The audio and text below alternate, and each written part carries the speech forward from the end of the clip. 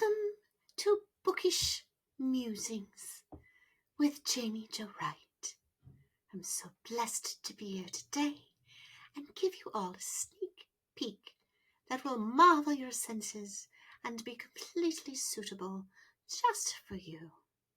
We are now going to read the first installment of Pepper Basham's upcoming release, Sense and Suitability.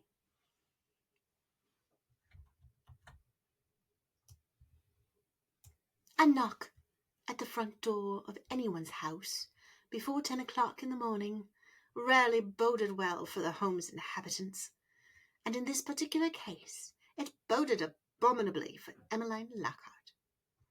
She'd attempted to brace herself for the lengthy intrusion after her father's unexpected announcement the night before. Likely he'd waited until the very last moment to apprise his unsuspecting daughters of their fate. Father, as good-hearted as he was, had a tendency to avoid conflict at all cost. When pressed, he sprung unwelcome information on people and then disappeared into his study or garden or nobody knew where for the aftermath of his revelation. Some people said that the loss of his dear wife after bringing Alfie, the lone Lockhart heir, into the world 10 years ago had led him to an acute need for peace and tranquility. But in all truth, Father had fled conflict in every possible way well before Mother died. Over time, though, his tendency had grown almost chronic. Another sharp knock echoed through the halls, and Emmy could practically hear the doorframe flinch, as if everyone else in the house knew the eventual consequences of opening the door.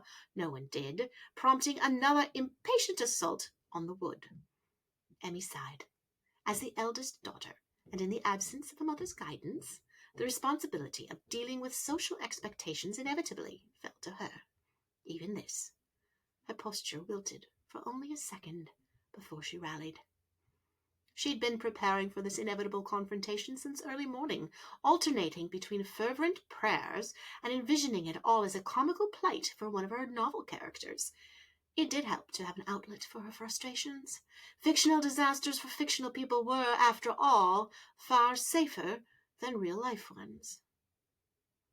Setting aside her spectacles and tucking away the slips of paper bearing her latest scribbles, Emmy pushed her small pile of novels to the desk's corner except for one, The Heroine, which she took in hand should distraction become necessary.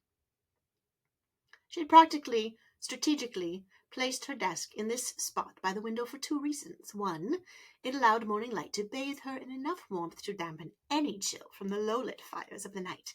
And 2, the location afforded her a view of the entrance hallway if she twisted just so.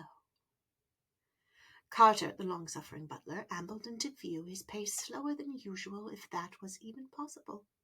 The dear man had appeared ancient when Emmy was a child, but now he seemed to have approached near antiquity, though his wits proved rather alert, and his ears even more so, for good or ill. He cast her a weathered look down the hallway, his jaw set for battle.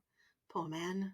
It was moments like this that she was certain he earned every shilling of his somewhat inflated salary. Emmy stood, novel in hand, and drew in a deep breath before the plunge. Once Carter opened that door, her blissfully quiet life would be turned on its head for the next 4 months at least.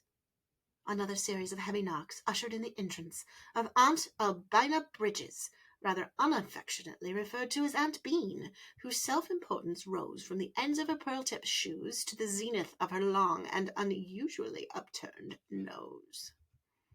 She and Father failed to resemble each other at all in looks or comportment. Whereas Father fled discord as a whole, Aunt Bean saw it as her duty to generously find or create crisis wherever she went. In this respect, Emmy tended more toward her father's disposition and desire, unless in fiction, of course. It was quite irksome to remain on the stoop like a beggar for so long, Carter.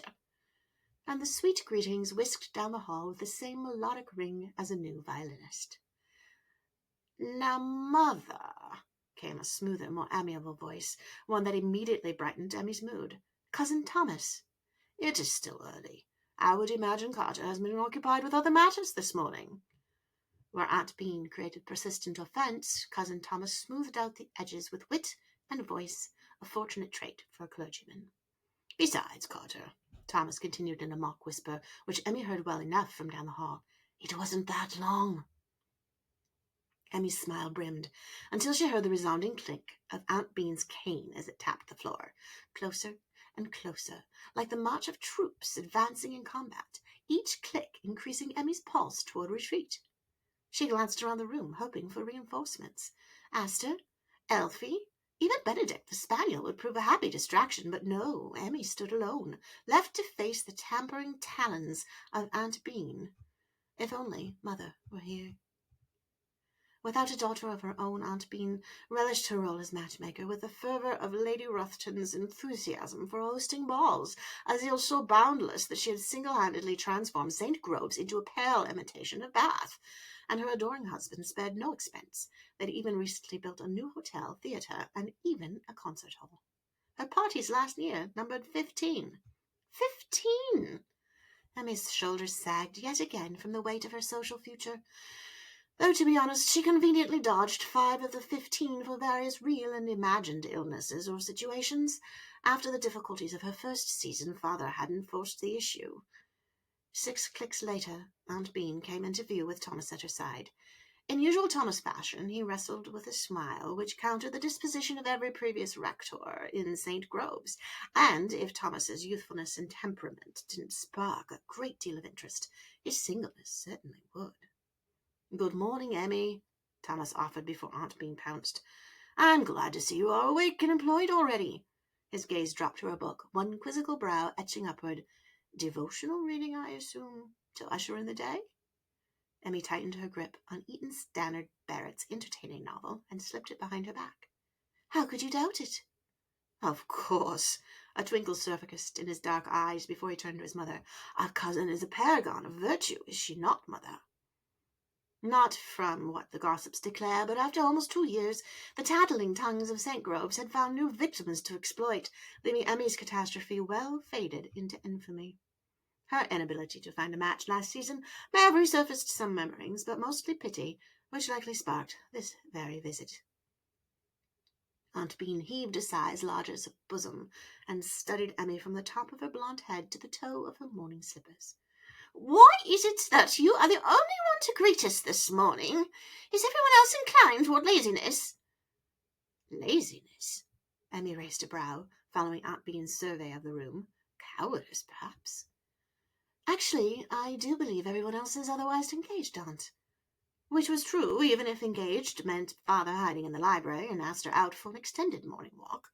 So extended, in fact, that she'd likely made it all the way to St. Grove's by now. "Alfie is in lessons." "Alfie!"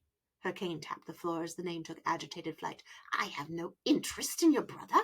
His future is secure. It is you and your sister for which the rescue must be made." Rescue? And giving Aunt Bean the role of heroine seemed to defy the very definition of the word, at least for those to be rescued. But it was so. Gentlewomen had to be rescued by matrimony, inheritance, or death, for they were not usually given a living and were certainly not allowed to earn one, unless it was secret. And that finishes our sneak peek today of Sense and Suitability, coming to a bookshelf near you in due time.